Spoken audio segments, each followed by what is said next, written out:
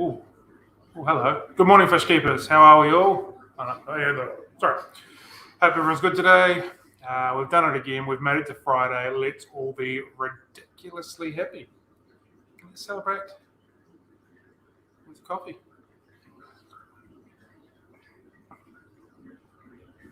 Not quite as good as it has been. I've gone back to instant.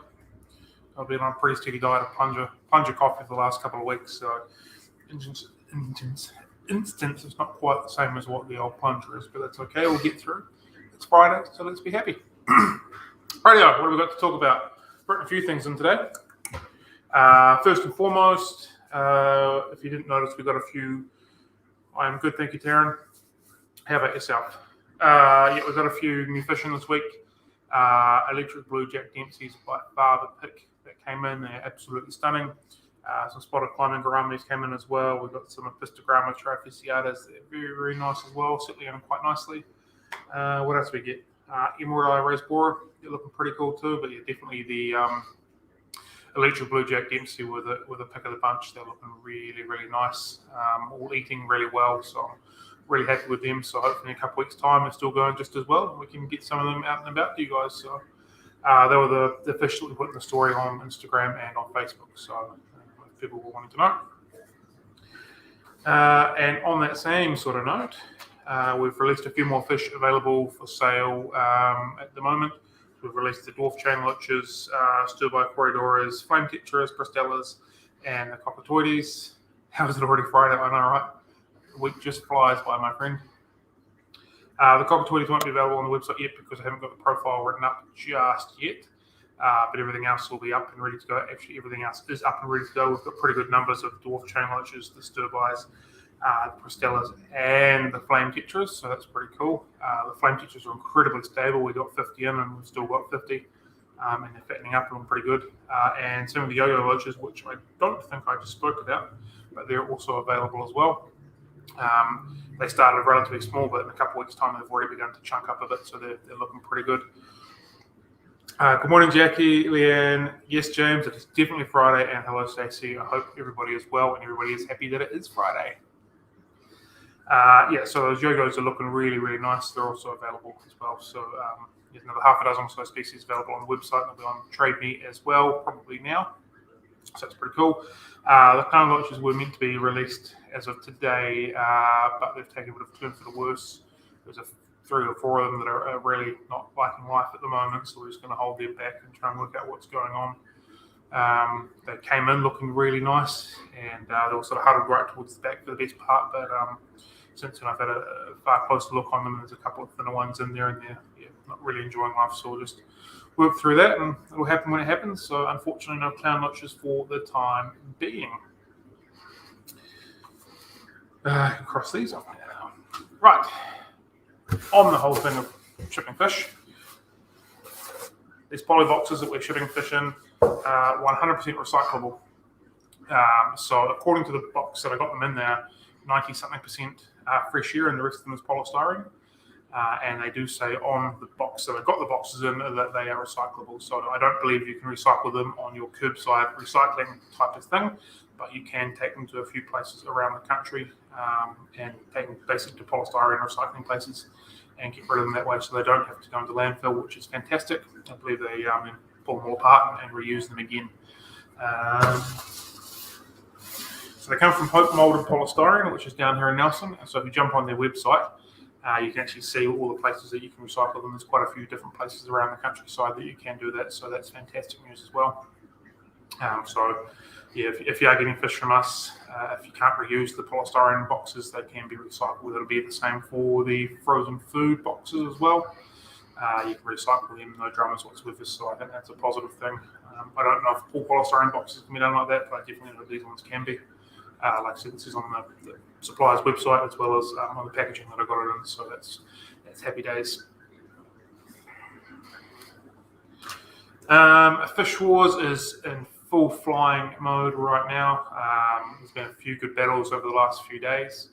The Cooley Ocean Bristol Nose one definitely roused up a bit of conversation. There's a few people not sure where to go with that one. I thought it was quite a tough one myself. Today we have the German Ram versus Sunshine Peacock from memory. Both very nice, pretty looking fish in their own right. African cichlids, beautiful, particularly the peacocks, and also the German rams, also quite pretty looking as well. So jump onto our Facebook page once we're down here and cast your vote. And if you put your vote in for what you think what fish is going to win the whole competition, you can put yourself into the draw for a $100 Sierra gift pack, which is customized for your aquarium, which is kind of cool. So yeah, that's Fish Wars. I've only got really one last thing, so if anyone's got some questions as well, please feel free to fire them away and I'll do what I can do with them. So the next thing is I just want to talk about plant shipping. For those of you that have bought plants with us, you'll know the majority of the time we send them in a satchel like this. This is a very small satchel, but we'll just send them in this sort of thing. So there's a couple of reasons behind that. Obviously, with us doing free shipping, we have to find something that's cost effective. It's a lot cheaper. It's a lot cheaper for us to send them in that than what it is other methods. Not only that, they also 99% of the time arrive overnight, which is also ridiculously important when sending live plants. However, we've had a couple of people ask us if we can start sending them their plants in boxes. We obviously do have some boxes, and sometimes we do send stuff in boxes depending on how big the order is. Like if it's too big to get into a bag, or it's very obvious that there's some plants that are a little bit more tender, I'll chuck them in a box kind of thing and just take on that myself. But we have been asked from a few people if they want to put things in boxes. There's ups and downs to all that. Again, with a box, you get a lot more security and a lot more less chance of any damages. But generally speaking, boxes take 2, sometimes 3 days to arrive, so it's a lot slower for them to get there. I'll answer your question in a second, and just let me get through this, and I'll help you out with some snails.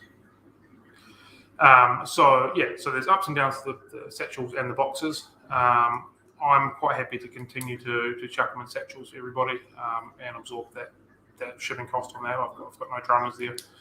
But if people would rather us send plants in boxes, I can also do that. However, it's going to mean that we can't offer free shipping on the plants. So again, a bit of security takes a little bit longer compared to in the satchel, which is basically overnight and a little bit less security. To put it in some perspective, we send 150-ish roughly orders of plants a week, something there or thereabouts. And it'd be very unlucky if I had one person email us saying there's a bit of damage with their plants. So it doesn't happen very often, but it does happen. And there's probably people that get some damaged plants and don't send us an email or message on Facebook and say it's happened. So, I'm not saying that it doesn't happen, because it does happen. So there is the options there of going to keep it with the satchel and the free shipping, or chucking every single plant order we do into a box. It will take me longer to pack it. It also takes a lot more to send it. So I would have to pass on that cost. So I'll leave it with the people, you guys that are ordering plants. I'll probably put a poll up on Facebook, something like that, so you guys can kind of pick. I don't mind either way. Again, I'm happy on satchels, and I'm happy to do it in the boxes if you guys want to do it that way. So I don't really mind too much, but I'll let the people that are ordering the plants work that out for themselves, because it's well for you guys, so I made that decision. So that's where that's at. Right. Other snails that will clean algae off glass and not eat all of my plants, and are big enough that small clam loaches won't eat them. So my first thought would be mystery snails. They're not particularly good. No, we can't get purple magnetic colored mystery snails, sorry. They're not particularly good at cleaning algae. They do clean algae, they're just not incredibly good at it. I can't speak to not whether the clown loaches will eat them.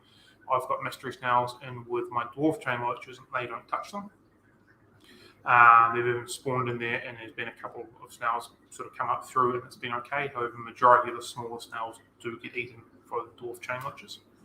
I would suspect that small clown loaches are a little bit stronger than dwarf chain loaches, full stop.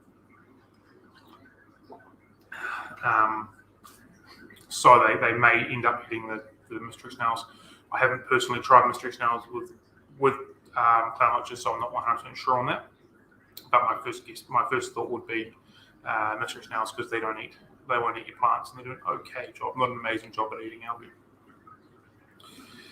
Yes, I can see the YouTube live chat. Hello, Fish Kid. How are you doing? I'm from New Zealand. That is also fantastic. What part of New Zealand are you in? Yeah, so that's where we're at with that. What am I doing here? Pushing buttons. Been a pretty long week. I'm a little bit tired. Yeah, so that's where I'd go with the snails. Yeah, I'm a massive fan of blue mystery snails. I think they're a great addition to any community tank. Obviously, you've got to be a little bit dubious when it comes to the loaches. I know, like I said, dwarf chains, don't touch them.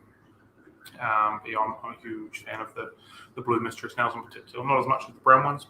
They're nice, but I personally prefer the blue ones. I think they're a really, really nice snail. They give something different to look at when they're in their aquarium. And yeah, I'm quite a fan of them. And also, so is my little fella. He quite often points out the snails. Yeah, blue mysteries are awesome. Hawke's Bay, nice one. Okay, have we got any more questions? Any more comments? Anybody need to know anything else? I didn't have a lot to talk about this week. Just main thing was the poly boxes that we can recycle, which is cool. Yes, you are always late, Maxie. How dare you be late? That's not okay. Yeah, we've got some new fish coming through, available this weekend, and hopefully in a couple of weeks there'll be some more. So that's also exciting. All of our planted tanks are all pretty well stocked up and through the shop. There's a few gaps, but for the best part, all 3 tanks are pretty well locked and loaded, ready to rock. So if you're looking for some plants in Nelson, come and grab some.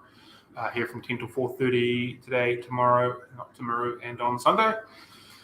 That's pretty much it. Once I finish this live stream, I'm going to check out your channel, Fish Kid. Hopefully you've got a few videos and I'll crack into that, and I'll finish my coffee watching some of your stuff. All right, team, that is it. Again, jump on Fish Wars, have a good vote for that. Well and truly into the swing of that. We've got about a week to go. It's always exciting times, easily one of my favourite times of the year. We have got sweet 50 videos. I'll at least have to check out a couple of them when I finish my coffee. All right, that'll be me. I'm going to go watch a couple of YouTube videos by the sound of things, and then I'm going to get some work done. So, everybody, hope you have a good day. Can I get red lotus? They're very, very hard to get hold of. None of my wholesalers that I'm aware of are growing any lotus at all. I've got 1 or 2 myself that I'm slowly but surely propagating. I'm trying to work out a faster way of growing them, but I'm well aware that with the amount that I've got, I won't be able to supply everybody, so I need to work out a way of doing that if I can't find people that are growing them at a high level. If there is anybody that is selling red tiger lotus and they've got big quantities of them, or even green tiger lotus, please let me know. I'll be happy to buy them off you and begin moving them around at the countryside. But yeah, that's pretty much it. Okay, have a good one, team. Have a good one. Have a fish keeping, and catch you later.